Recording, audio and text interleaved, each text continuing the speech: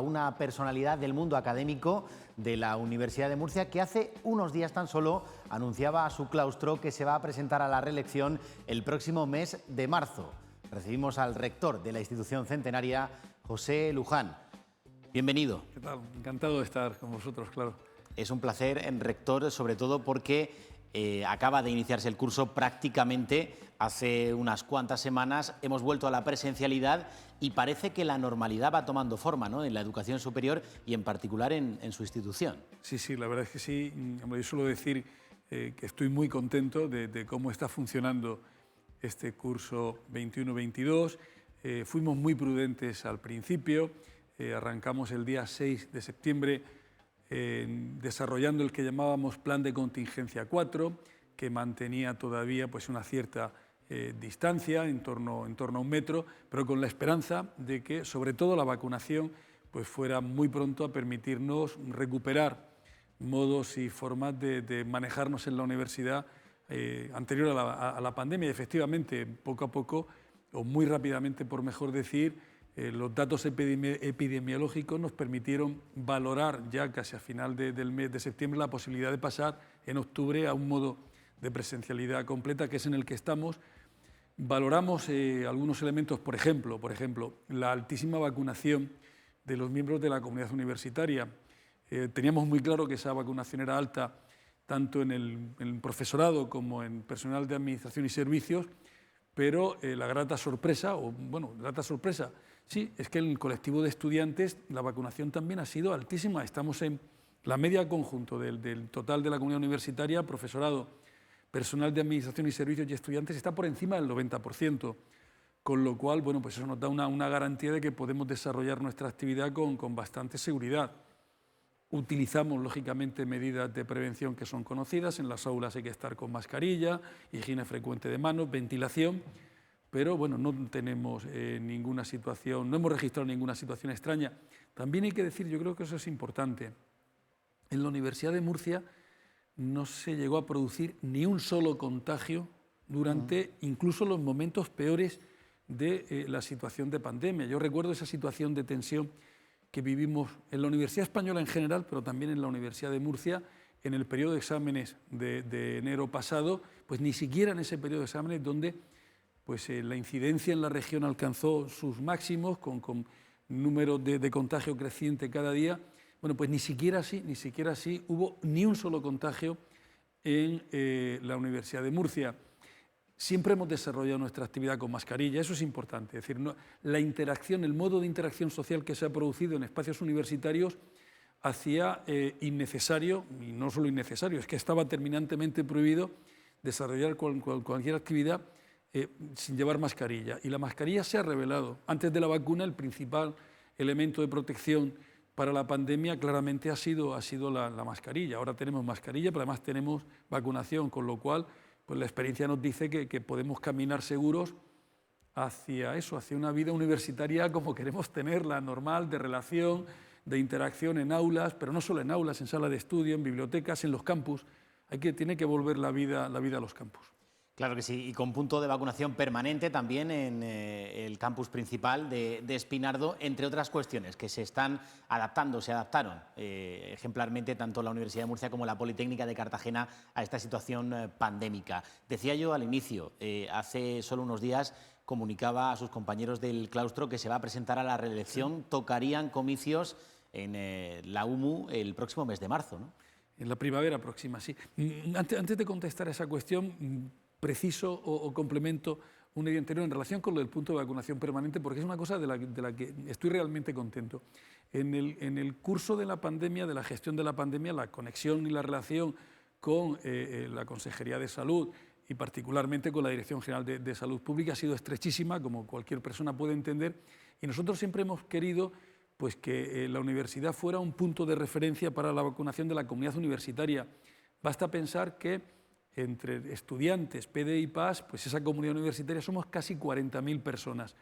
Y yo la idea de que esas 40.000 personas pudieran tener como centro de vacunación la universidad, la conexión, el traspaso permanente de información era importante. Hemos llegado a un punto en el que, bueno, no solo ahora la campaña de la gripe, sino la propia vacunación de la COVID, y bueno, hace unos días la Dirección General lanza la campaña de vacunación del meningococo y bueno, pues me doy cuenta de que el rango de edad de las personas que van a ser vacunadas pues, son estudiantes universitarios. Digo, oye, ¿y por qué no facilitamos que también la vacunación de nuestros estudiantes sea de meningococo aquí? Y es verdad que los estudiantes a veces desconocen esta dosis, ¿no? Que hay que ponérsela también porque una meningitis puede tener un cuadro grave e incluso resultado de muerte, pero no se están vacunando del meningococo como de la COVID o de otras pueden patologías. Vacunarse ahora en la universidad, no tienen que ir a Nueva Condomina, no tienen que ir, pueden hacerlo al salir de clase, antes de entrar a clase, en un hueco, pueden hacerlo en la Universidad de Murcia. Se trata de facilitar, en la medida de lo posible, pues eso, la compatibilidad de los estudios con la vida y demás. Yo creo que es importante. Volviendo al otro, a la pregunta del... Bueno, a ver, si el otro día se desarrollaba la sesión del claustro de otoño, conforme a los estatutos hay que hacer siempre en cada curso académico 2 sesiones, una ordinarias, una en otoño y otra en primavera. Entonces, cuando hacía el informe en la sesión de otoño, pues dije, lo normal, puede que no sea así, pero lo normal es que esta sea la última sesión de este claustro, porque la próxima, la de primavera, lo normal será que ya se celebre con el claustro que resulte de las elecciones a claustro el próximo año, que coincidirán, como siempre ocurre, que también con las elecciones a rector. En ese momento dije, elecciones a rector en las que ya anuncio que voy a optar a la reelección. Pues como siempre había dicho cuando me habían preguntado por el particular, pero bueno, yo creo que era el momento y el sitio donde esa voluntad tenía que manifestarla de manera, vamos a llamarle más formal. Bueno, sí, pues, solemne casi. Venga, solemne. ¿Y qué balance hace de estos 4 años que se van a cumplir la próxima primavera con su equipo de trabajo en el rectorado? Pues yo creo que el balance es positivo. Si no fuera positivo, pues hubiera reconsiderado Yo siempre dije que el proyecto no era un proyecto de un mandato, sino que era un proyecto de 2 mandatos, pero si no fuera positivo no hubiera reconsiderado. Es verdad que en mitad de mandato, cuando me gusta utilizar este símil, cuando estábamos apretando el acelerador, llega la pandemia y nos obliga a cambiar el paradigma que teníamos para el mandato, pero incluso la gestión difícil de la pandemia, pues yo creo que se ha hecho bien. Y sin perjuicio de ella, si quitamos la X de la pandemia de la ecuación, bueno, yo creo que estábamos impulsando un proyecto de una universidad comprometida, una universidad que quiere hacer bien su actividad principal, que es docencia, investigación y transferencia, y además con una universidad que se destaca, además de hacer bien eso, que se destaca sobre todo por su compromiso social. Yo creo que ese es un signo distintivo de la Universidad de Murcia, no de ahora, sino de siempre, que nosotros hemos puesto bastante en valor durante nuestro mandato. Como siempre, hay luces y sombras, hay suspensos, hay aprobados, hay suspensos, hay notables, hay sobresalientes, pero también pues hay cosas en las que quizá hubiéramos querido ir más rápido o llegar más lejos y no hemos sido ni rápidos ni hemos llegado lejos. Lo bueno es que están identificadas y bueno, pues hay como siempre un balance de una satisfacción contenida que si se le quieren poner números, pues cualquiera puede mirar la memoria que presentamos en este último claustro del curso académico 2021, porque además esa memoria yo quise que fuera una memoria donde se visualizara muy bien lo hecho en 4 años, o sea, no fuera una memoria del último curso, sino una memoria que llevara las series incorporadas desde el primer año que llegamos nosotros, que fue en el curso 17-18, para ver un poco, bueno, pues la evolución. Somos una sociedad a la que le gusta contar, pesar y medir las cosas. Bueno, pues que allí se puede ver cuantitativamente lo que se ha hecho y también alguna idea de lo cualitativo. A mí me importa mucho más lo cualitativo y yo creo que sí hemos avanzado, pues en esa idea que siempre tengo yo. A ver, cada nuevo mandato rectoral significa coger un testigo y avanzar un poquito más y dejar el testigo cuando llegue el momento para que la universidad siga avanzando. O sea, se cubre una etapa, se trabaja siempre sobre el trabajo que se ha hecho previamente. Esto es como lo de Newton, ¿no? Llego lejos porque he visto lejos porque voy a hombros de gigantes. Y los gigantes son todas las personas, no solo una persona, porque el rector es uno entre un equipo de personas. Son el conjunto de personas que se han ido sucediendo en el tiempo en los últimos 106 años, que son los que tiene la Universidad de Murcia. Que no son pocos. Que no son pocos. Bueno, lo importante son las personas. También decía antes que la pandemia obviamente cambió el paso, el ritmo, la secuencia de los actos y del crecimiento a futuro, no solo de la institución de la Universidad de Murcia, sino de todos, ¿no? Es importante que ningún estudiante, por ejemplo, se quede atrás. Sí. que nadie que quiera o esté en condiciones académicas de hacer un futuro interesante con estudios de educación superior tenga que dejarlos por una coyuntura económica derivada de la sanitaria, por ejemplo, ¿no? Para eso la Universidad de Murcia tiene una bolsa de ayuda al estudio al respecto. A ver, con carácter general, esto yo creo que pertenece también al ADN de la Universidad de Murcia como universidad pública y tiene que ver con esa vocación de compromiso social que tiene la Universidad de Murcia. Con carácter general, ninguna persona que quiera y tenga vocación y capacidad para estudiar estudios universitarios tiene que dejar de hacerlo por motivo económico. Eso sería un fracaso de un modelo de estado del bienestar y de manera particular sería el fracaso de una universidad que es pública. Cualquier persona que tenga la voluntad, el deseo de cursar estudios universitarios tiene que tener posibilidad de hacerlo cualquiera que sea su situación económica. Y tenemos que proveer a esto pues, por los distintos canales que tenemos, desde, por ejemplo, pues 1/3 de los estudiantes de la Universidad de Murcia tienen becas dotadas por el Ministerio. Los otros 2/3, pues cuando hay situaciones económicas que no han sido suficientemente atendidas por las becas del Ministerio, pues aparecen becas propias de la Universidad de Murcia o programas especiales que tratan de garantizar esa idea. El proyecto, el lema es: ninguna persona se queda atrás, ninguna persona por razón económica quedará fuera. Cuando llega la pandemia, lo que ocurre es que se exacerba la situación de riesgo económico de las familias.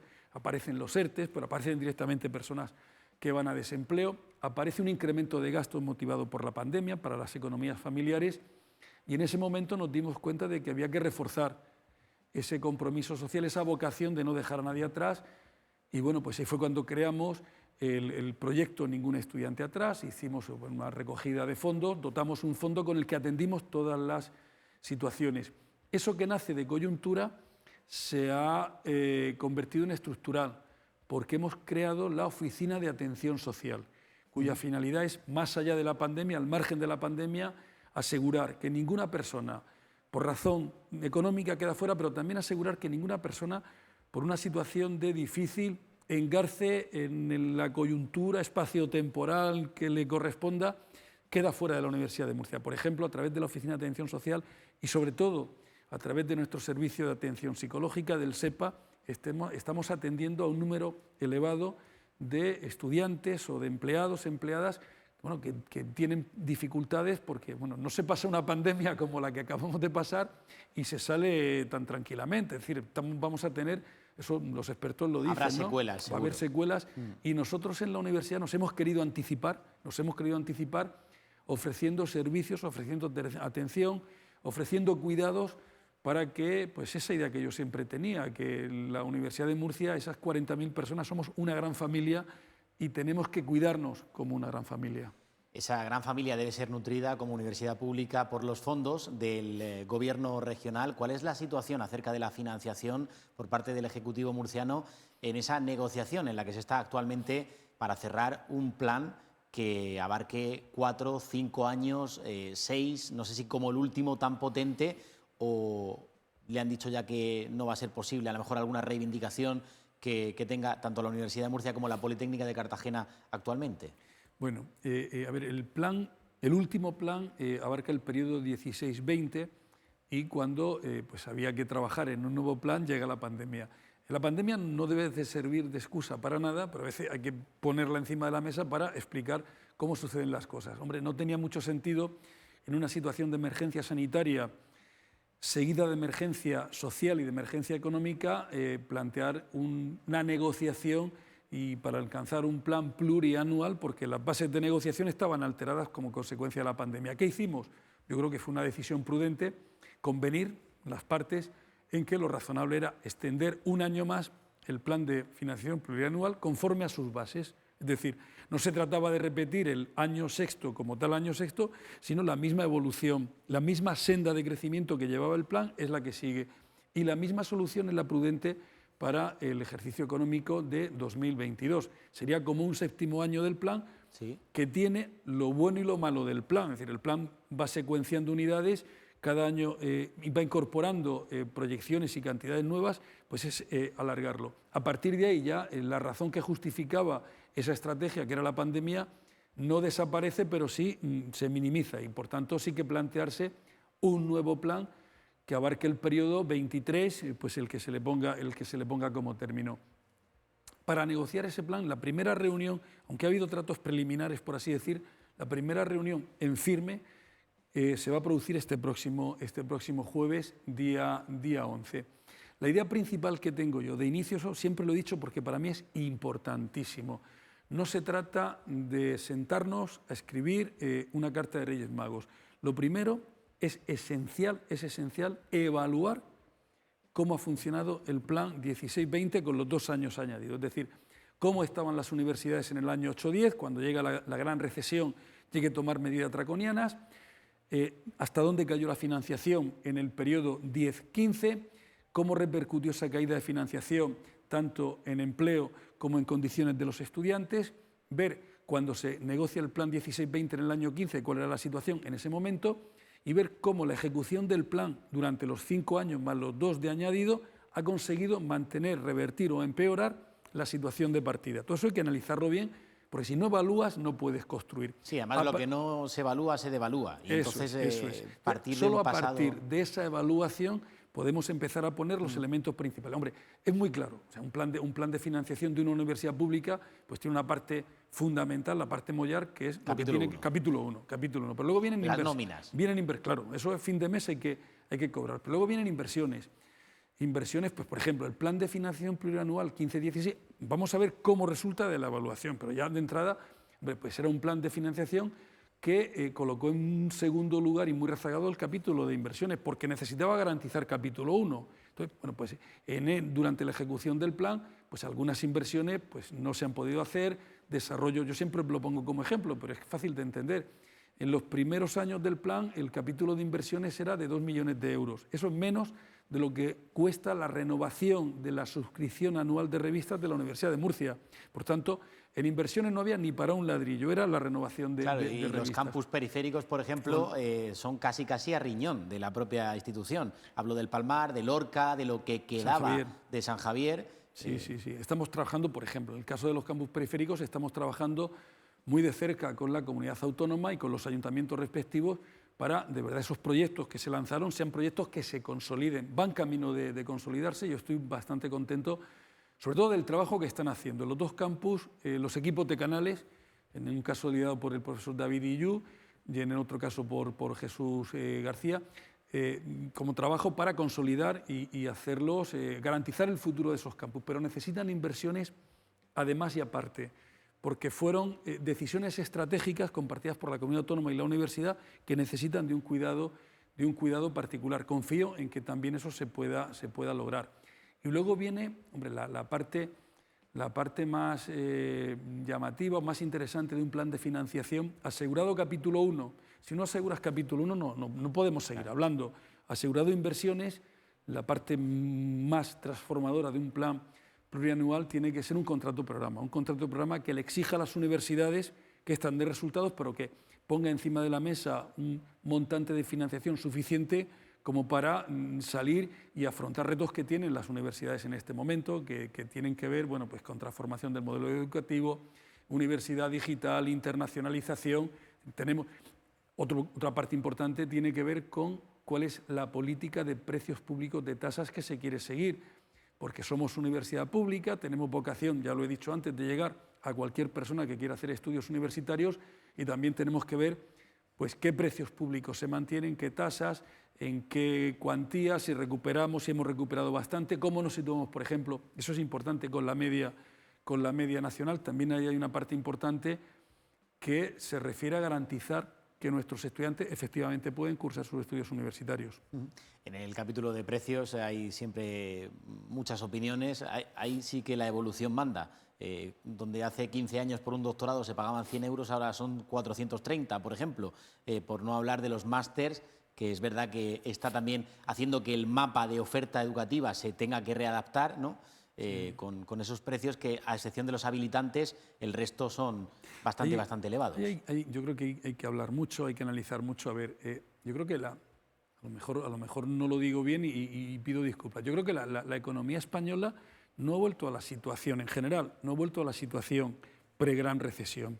Es decir, cuando hablamos siempre miramos a lo que ocurría en 2008, pero todavía... y eso pasa en todo. Cuando en el ámbito de las universidades pues hubo medidas de ajuste draconianas que encarecieron el coste de los servicios universitarios y que ni siquiera han vuelto. Yo creo que lo primero es volver a la situación pre y a partir de ahí pues ver exactamente cuál debe ser el precio o la tasa exigible por la prestación de un servicio universitario. ¿El desideratum cuál es? Hombre, una ecuación simple dice, una universidad pública pues debería ser completamente gratuita. Eso hay que conectarlo eso es con... lo de la Carta a los Reyes Magos que decía claro, antes. hay que conectarlo con las posibilidades de financiación que tiene el sistema universitario. ¿Con cuáles son las fuentes de financiación también? Porque hablamos siempre, y es que hay que ponerlo todo encima de la mesa, la financiación no es solo y necesariamente autonómica, el gobierno del Estado tampoco puede desentenderse de la financiación de las universidades públicas.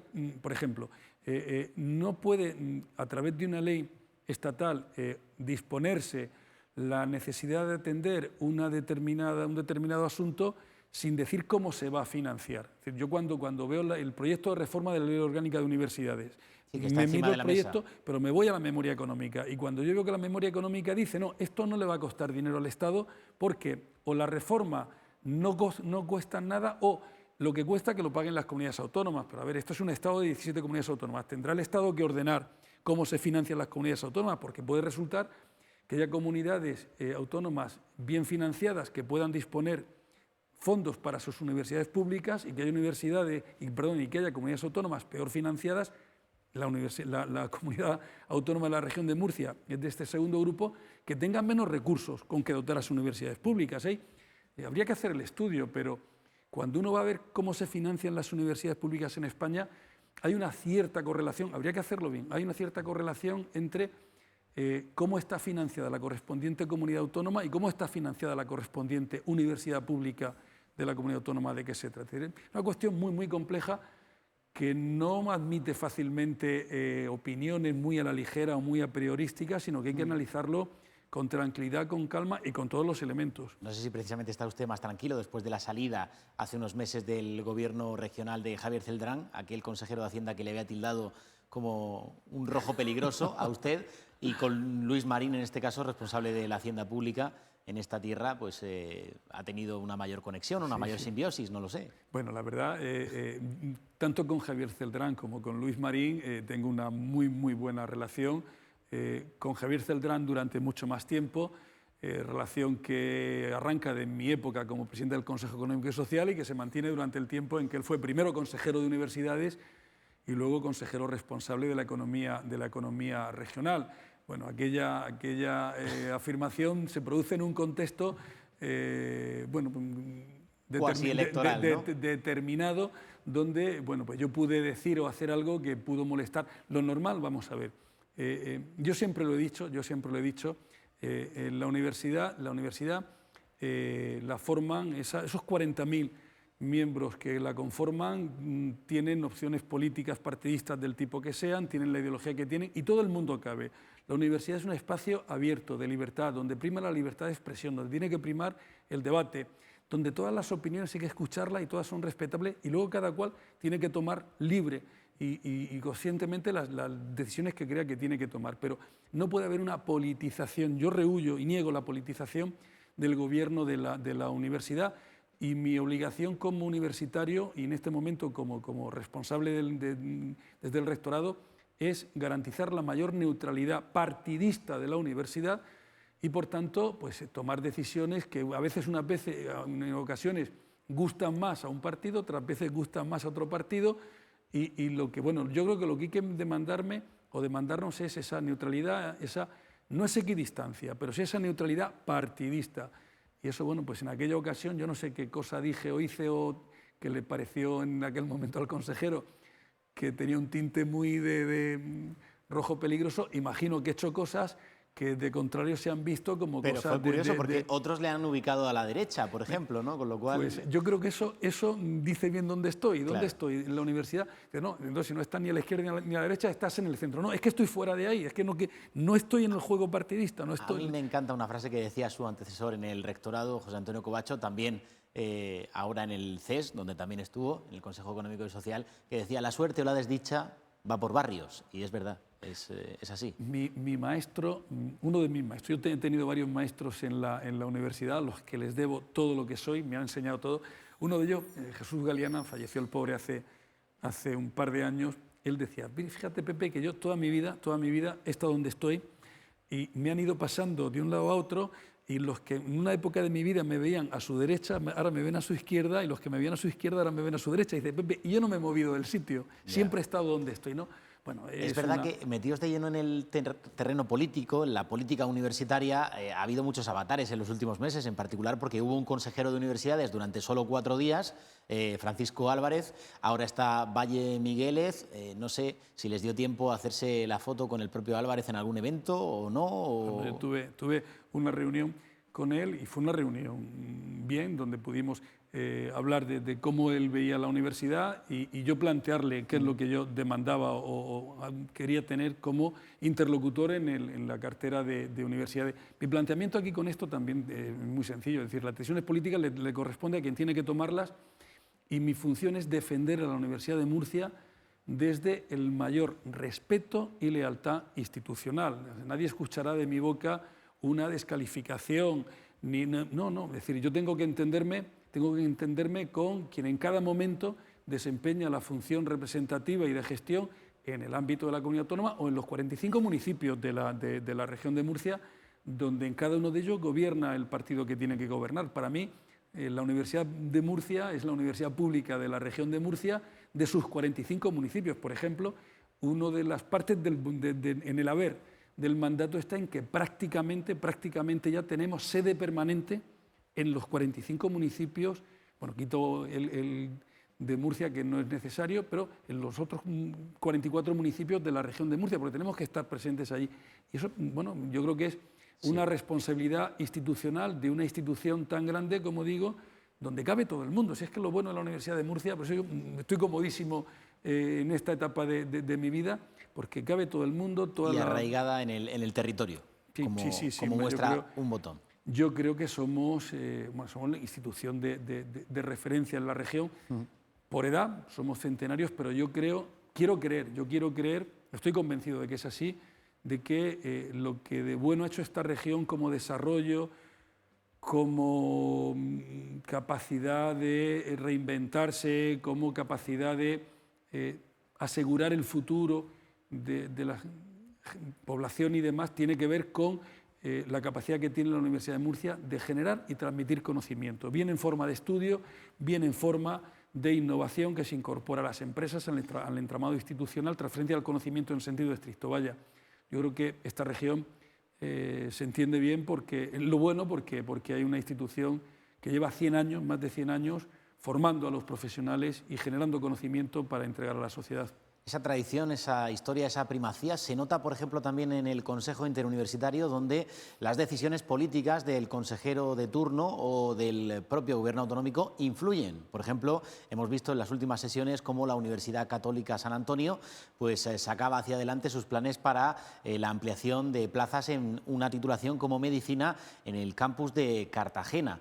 ¿Cómo son esas reuniones del Consejo y, sobre todo, cuál es la posición de la Universidad de Murcia con respecto de la universidad privada? Bueno, el Consejo Interuniversitario es un órgano consultivo que, por tanto, lo que tiene que hacer es debatir, plantear o aquilatar la manera en la que entiende que se tienen que manifestar o presentar los problemas, pero quien tiene la potestad ejecutiva para decidir siempre es Consejo de Gobierno, a veces Consejo de Gobierno de la Comunidad Autónoma. Sí. Es decir, que no hay que confundir planos porque... Sí, pero como en los últimos consejos interuniversitarios ni siquiera se ha votado alguna de las cuestiones en el orden del día en la que tanto usted como su homóloga en la UPCT, Beatriz de Miguel, han alzado la voz y han dicho es que ni siquiera votación en un órgano a priori meramente consultivo. Consultivo, sí, sí. Bueno, a ver, en el caso concreto esto tiene que ver con la solicitud por parte de la universidad privada de la apertura de un grupo de su grado de medicina en Cartagena. Ahí también, eso a veces las cosas se explican o se cuentan de una manera. A ver, ahí cuando en ese punto del orden del día, cuando llega, yo pido la palabra y lo que dije fue que quería que, yo no sabía si había que votar o no. Normalmente cuando ha habido decisiones de esas características como ampliación de grupo no se ha votado porque normalmente se iba con consenso. En este caso yo pedí la palabra y no sabía si conforme al reglamento una cuestión de ese tipo tenía que ser o votada o no votada y sinceramente no me preocupaba. Yo quería que quedara claro allí constancia y lo pedí así. Pido que conste en el acta que la Universidad de Murcia se opone a una decisión de esas características por razones que no necesito reiterar aquí porque son las mismas razones que siempre la Universidad de Murcia ha opuesto desde el principio del principio, pues de hecho a la propia oferta del grado de medicina en la universidad privada. Es decir, que esas razones no han cambiado. Sí, porque luego además las plazas en los hospitales públicos para las prácticas, y eso es otro cantar, tampoco suelen ser excesivas. Las razones son las de siempre y es que, es que están ahí, por eso dije que coste. El presidente del Consejo Social pues dijo lo mismo, que coste también que yo, como presidente del Consejo Social, y así la rectora de la Universidad Politécnica de Cartagena hizo lo propio.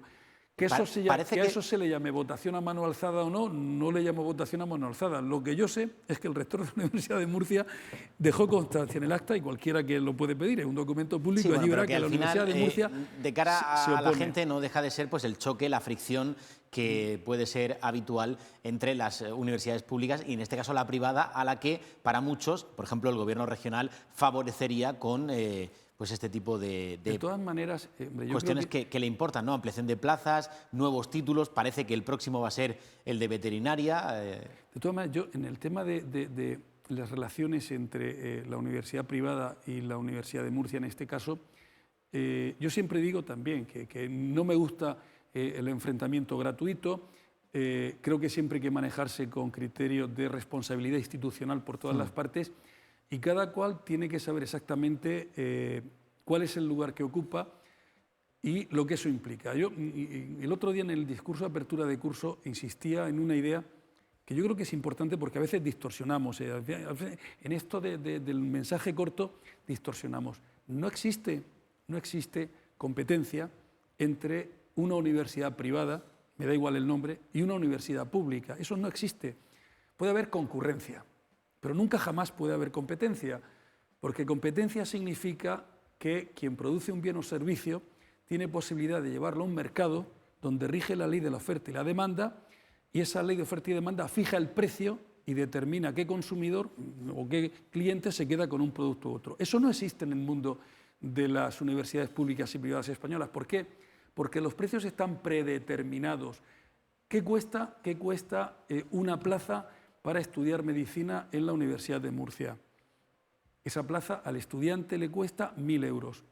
¿Qué cuesta una plaza para estudiar medicina en una universidad privada española? Me da igual la que sea, 15.000 euros.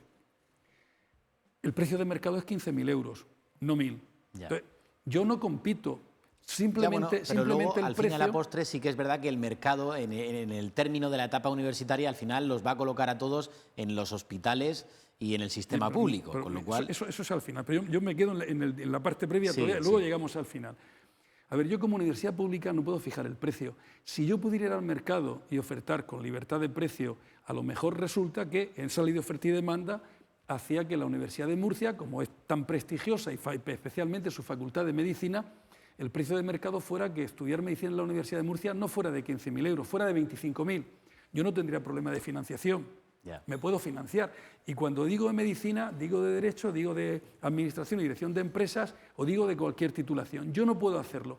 ¿Cuál es mi problema? Es decir, ¿cuál es mi objetivo? Mi objetivo es que quien me impide ir al mercado porque entiende que lo que yo hago tiene que ser un servicio público, me tiene que abonar la diferencia. No pido el lucro empresarial, pero sí pido el coste que tiene que ver con el inmovilizado, que tiene que ver con los recursos humanos, etc. Eso es lo que necesito y por eso vuelvo al plan de financiación. Si yo por tasa solo puedo cobrar 1.000, pero una contabilidad analítica me dice que la plaza no me cuesta 15.000, me costará 12.000, yo tengo un gap de 11.000 euros que necesito que me los des, porque si no me infrafinancias. Ese es el problema. Lo otro me da igual, porque al final Pues mira, al final las personas terminan tomando decisiones de inversión de su dinero como quieren, y no me preocupa tanto. Cosa distinta o complementaria es si hablamos del elemento empleabilidad, y esta es otra historia. Un título universitario tiene que tener calidad, y calidad significa que desde el principio esté bien organizado, que las materias que se dan sean las que hay que dar, que haya competencias transversales, bla, bla, bla, y también que tenga empleabilidad. Si el título que se oferta es un título que no tiene empleabilidad, se rebaja la calidad del título. Pero eso a su vez tiene otro discurso, porque hay quien te puede decir, es que yo tengo interés en estudiar porque quiero formarme y quiero estudiar una titulación que tiene baja empleabilidad, o no me preocupa la empleabilidad.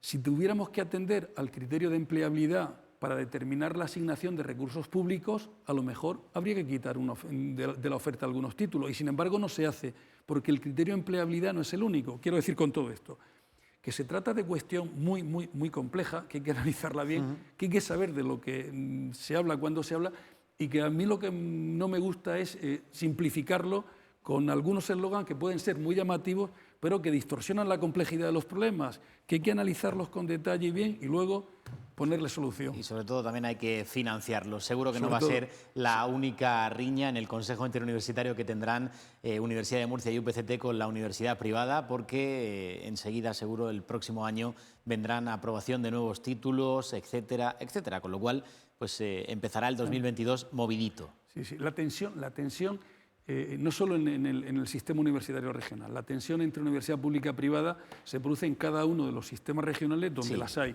Donde no, el otro día, por ejemplo, es fantástico, porque la primera universidad que ha alcanzado un acuerdo de plan plurianual después de la pandemia es la Universidad de Zaragoza.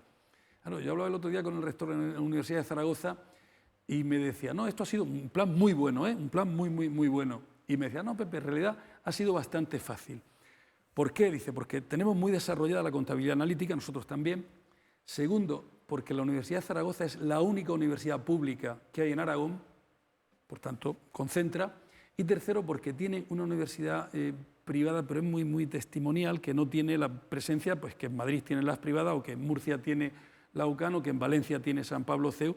Y eso también hace que el panorama, pero claro, cuando se trata de sistema, no digo ya el madrileño con la complejidad que tiene, pero el propio sistema murciano, regional murciano, donde tienes dos universidades públicas construidas con el criterio de la especialización, pero que ese criterio, que está muy bien, en su momento se acordó así y hay que tenerlo, nos coloca en una situación que no deja de ser paradójica. Tenemos, por una parte, a una universidad generalista, que es la Universidad de Murcia, que no puede ofertar titulaciones de la rama de Ingeniería y Arquitectura, y por tanto que no puede tener no puede hacer una apuesta fuerte en investigación en el ámbito de la ingeniería y de la arquitectura, salvo las tres ingenierías que tenemos, que eran las que había cuando se crea la Universidad Politécnica de Cartagena, con lo cual nos limita, porque de alguna manera estamos teniendo que jugar un partido en Industria 4.0, en inteligencia artificial, en globalización, sin posibilidad de utilizar una de las grandes ramas, y no solo una de las grandes, sino el grupo de ramas del conocimiento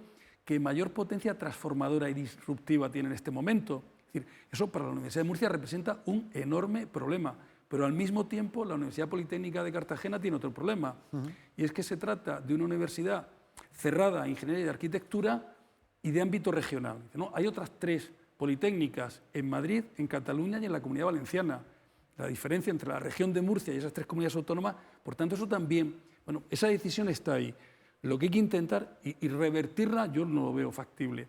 Lo que sí hay que intentar es que esa decisión no perjudique a las dos universidades públicas de la región y que haya un equilibrio, desde luego empezando por la financiación. No puede ser que haya diferencia de financiación entre un sitio y otro, que los estudiantes de una universidad pública tengan condiciones diferentes a la otra. O que el personal de administración y servicios en un sitio cobre más que en el otro, etcétera. Eso hay que asegurarlo, ver, por ejemplo, pues, la carga que tiene el profesorado, ves cuál es la ratio, estudiante PDI, estudiante PAS, PAS PDI, todo eso hay que ver el coste, por ejemplo, de en infraestructuras que tiene una universidad, que tiene otra, para atender a qué número de estudiantes. Entonces, eso yo creo que es importante y eso tiene que ir, claro, al futuro plan plurianual. Hay mucha tarea por delante. Tiene tarea en este prácticamente todavía inicio de curso, año 2022, vendrán también elecciones. Gracias, José Luján, por el ratito. Nos hemos quedado sin tiempo para hablar pues, del 800%, por ejemplo, que han crecido las cátedras empresariales de la Universidad de Murcia o del parque científico, lo que se está haciendo, y de otros asuntos, por ejemplo, de internacionalización, que me acuerdo siempre de ese jefe de área de Matías Balibrea, que no para con acuerdos, con Erasmus, movilidad, etcétera, etcétera. Gente que hace universidad y que la hacéis en el día a día. Nos han quedado temas, pero yo estoy dispuesto a venir la próxima vez que me invites. Pues seguro que en el inicio del próximo año podemos tener otra conversación ya con datos sobre la mesa de cómo va fluctuando pues esta vuelta a la presencialidad y a la normalidad. Muy bien. José Luján, muchísimas gracias. Ha sido un placer. Muchas gracias.